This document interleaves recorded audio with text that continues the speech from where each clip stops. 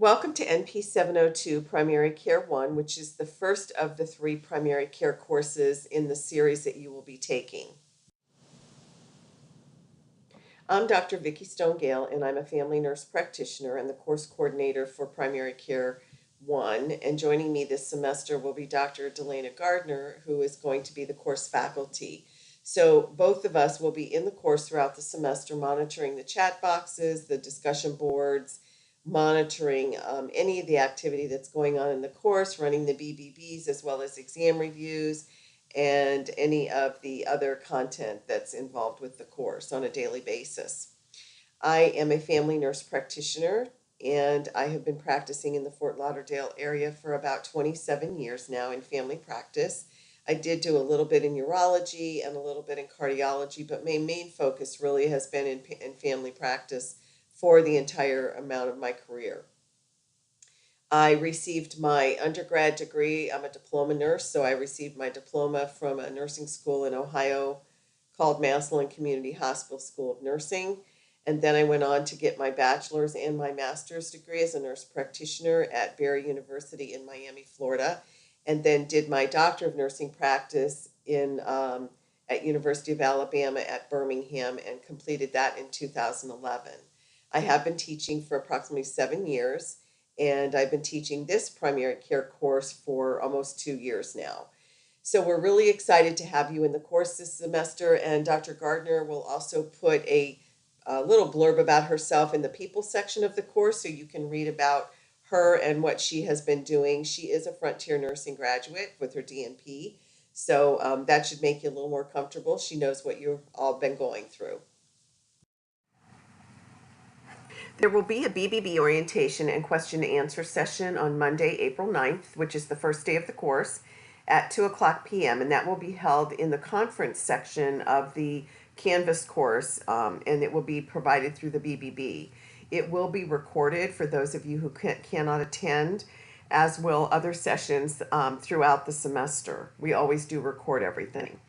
At that time, we're going to go over the syllabus, so I'd like you to familiarize yourself with the syllabus. We're going to look at the course schedule, at the general course instructions, the modules, go through the exams and the assignments that you will have, as well as look at the policies for grading, communication, honor code, and social media, and we will just do a quick overview of the expectations on Proctorio.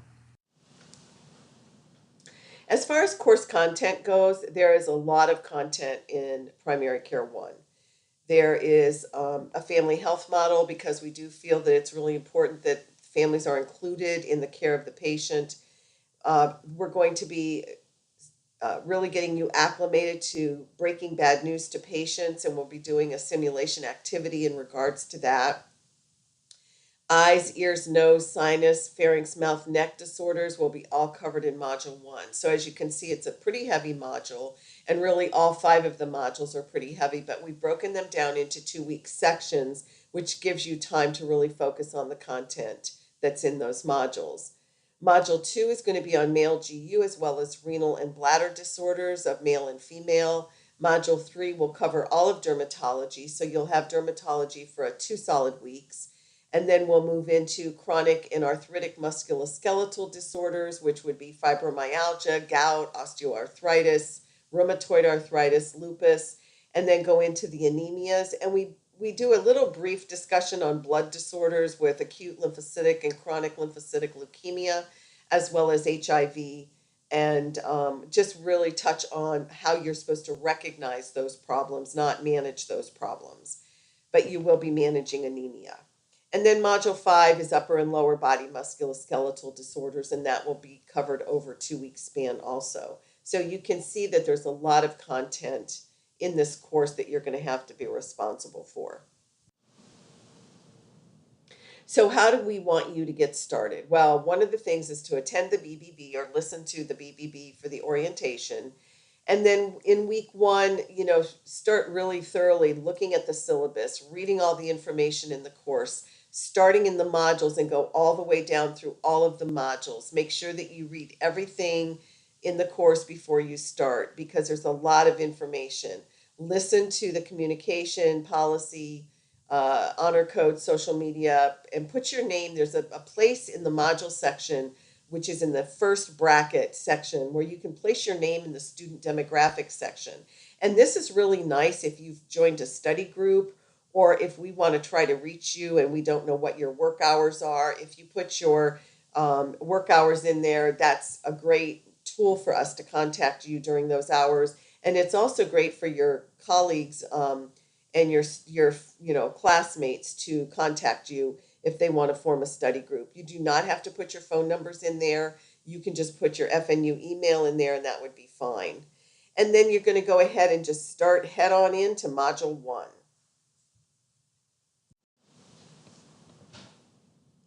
So how are you going to prepare for the modules? Well, every 2 weeks you will start a new module. And the best way, really, for you to do this is to be very systematic. Look at the objectives, read the objectives, understand what content is going to be in the module. All the topics are going to be listed for you. Go through the module readings and make sure you're doing those readings. Only read the content that's listed in the module, because you don't need to read anything in addition. If it's not on the list of topics, you don't need to read it. If you choose to read it for your own benefit, that's fine. But look at the syllabus for the specific topics and look at the modules and follow that for that. There's going to be PowerPoint Camtasias in there, which will be lecturing to you. And we find some awesome YouTube videos usually that are just great that we incorporate into the modules. And there's a lot of things that you can pick up from those videos. And then the quiz information is in every single module. So make sure you go from top to bottom with the modules and you learn what's in those. As we look at the graded content in the course, there's going to be 5 exams, and all of these exams are going to be remotely proctored with Proctorio. There will be 1 open book exam in week 3, and the other will be 4 closed books in week 5, 7, 9, and 10. The reason we do an open book in the first for the first exam is because we would like you to get a feel for what the exam will look like, how the questions are written, and it just is a little more comfort level for you as you start into the course. Although open book exams are open book, they are still not easier than closed book exams, and students sometimes struggle because they don't prepare ahead of time for those exams because they're open book. So that is not what we want you to do. We want you to make sure that you do prepare for that open book exam. You must achieve an 80% average on all of the exams to pass the course. So what this means is you may not do really well on exam 1 and you may not do really well on exam 2, but you may do well on all the other exams. As long as you have an average over all 5 exams of 80%, you will pass the course. And this has to be done before any of your coursework is considered into the grade. So if you do not get a 80% on your exams, you will fail the course. There are 2 assignments in this course, and these are pretty big assignments. One is called the Soap Note Challenge, and it's with written prescriptions. And with this assignment, we will be doing BBB sessions with 3 students each, and you will be presenting a soap note to me, and I will be giving you the chief complaint. There will be practice sessions to work through this called What's My Diagnosis that we do in the first 1 to 4 weeks of the course. And then the written prescriptions is the only thing that will be turned in. Then there's a Breaking Bad News simulation activity. This is an activity that has been had a lot of success in the course. The students love this activity. And this is working with standardized patients from Wright State University in Dayton, Ohio.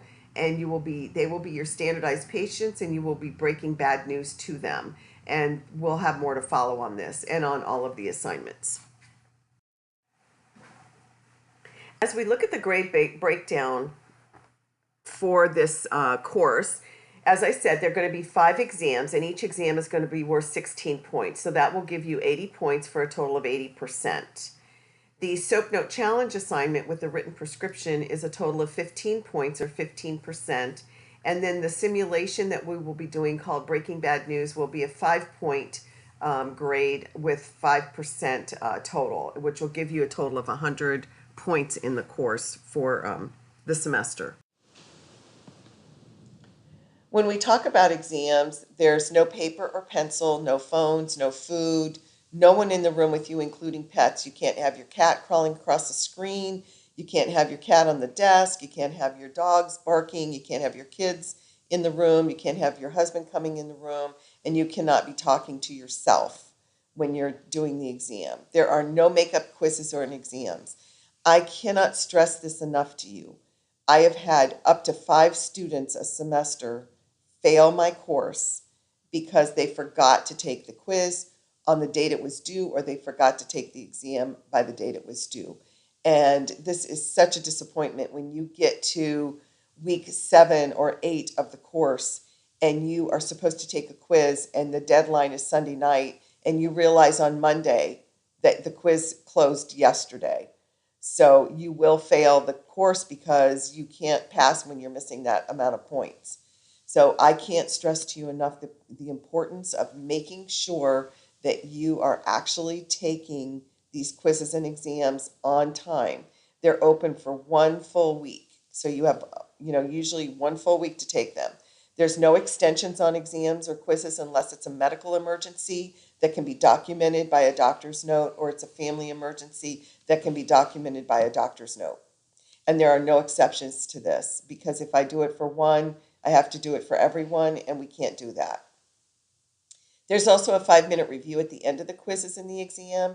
And then you can make an appointment with the faculty for up to 3 days after the exam to be able to discuss the content. We can't go over specific questions for you. We can't discuss the questions, but we can talk to you about the content. Faculty do make an analysis of the exam. We do a quiz analysis and exam analysis after the exam closes. So we may end up giving a point back or something, or a half a point. We never know if there's a problem where too many people have missed it, or the question is not a good question or something. But we try to not to do that, and we try to look at them and make sure all the questions are set beforehand. Um, but we really, after 3 days after the exam, we don't want you asking for a review. And the reason for that is we've moved on to the next content and we need to just let that exam go. So we won't be doing any exam reviews after that.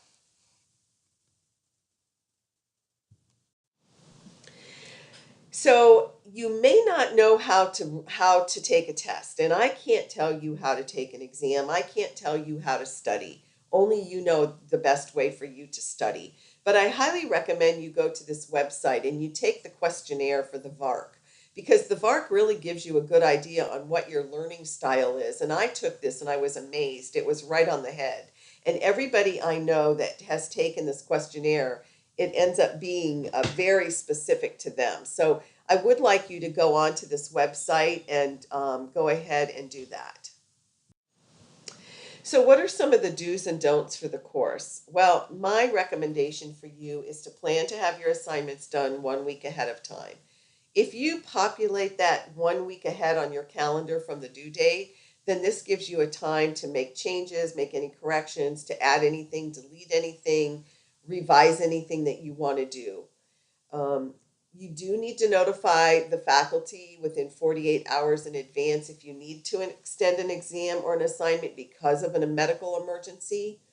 That it's going to be, depending on a case by case basis, it may or may not be approved.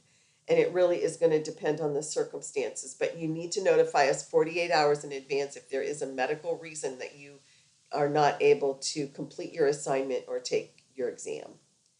I do recommend that you find a study partner or a group to get into, because this really has helped the students many times.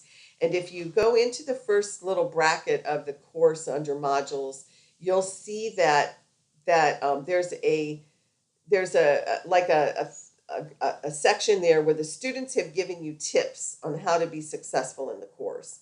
And I think it would be a good idea for you to maybe read those. Let faculty know if you're having difficulty. This is the problem that we seem to have sometimes with students, is that they don't tell us. We do not have the ability to know if your husband has left you, if your wife has left you, if your mom or dad are in hospice, if your son or daughter is critically ill, if your mother or father have passed. We just don't know those things. So it's really important that you reach out to me or Dr. Gardner if you feel that you are struggling because of a family issue. One of the things that I love about Frontier Nursing University is that your family comes first. And I want everybody to understand that your family comes first. So if you've got those issues going on, please reach out to us and let us know what is going on. We are here to help you, but we can't help you if we don't know. Some of the don'ts. Don't try to memorize this information. You need to understand the information. You are really going to struggle if you don't understand it because you cannot go out there and take care of your patients safely if you do not understand the information. Don't wait to begin a module or study for a test. I think it's important that you try to study at least 10 to 12 days ahead of time. We do try to do the BBBs about 10 days ahead of time, but you are responsible to start studying even before we have the BBBs. Do not start an assignment on a Friday if it's due on Monday because the faculty are off on the weekends, so we will not be answering emails or phone calls on those days. So what you need to do is think about having that assignment started ahead, as I said, and don't anticipate that we will be there on the weekend to help guide you. Because if your assignment's due Sunday night, you're going to be out of luck. So make sure you have any questions to us before Friday at the close of business at 5 o'clock. And try not to take your test when IT is closed because that can be a problem. Okay. If you don't understand a concept, then you need to search for other resources to help you understand that concept. The quiz and the exam reviews are helpful, but they're not inclusive. So let them steer your studying habits, but don't rely on them for everything. Your success in this class depends on being able to use your resources successfully and to critically think and to incorporate the 3 Ps that you just came out of. So you are going to be bringing your physical assessment skills, your pathophysiology knowledge, and your pharmacology knowledge to this course. And if you don't do that, you're going to have a really hard time in the course. So make sure you have all those 3P books available to you when you're going to be working in the course. So it's up to you to be successful. We can't do it for you. We can guide you. We can give you all the tools, but we're not able to help you be or we're not able to be successful for you. And we look forward to a wonderful semester with all of you and hope that you will really leave here learning a lot of information in regards to primary care one to take care of your patient.